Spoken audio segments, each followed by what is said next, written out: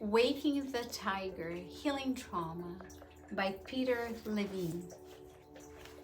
Because every injury exists within life and life is constantly renewing itself, within every injury is the seed of healing and renewal.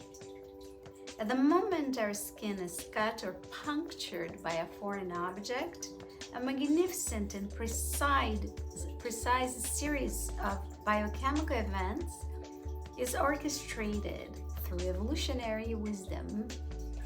The body has been designed to renew itself through continuous self-correction.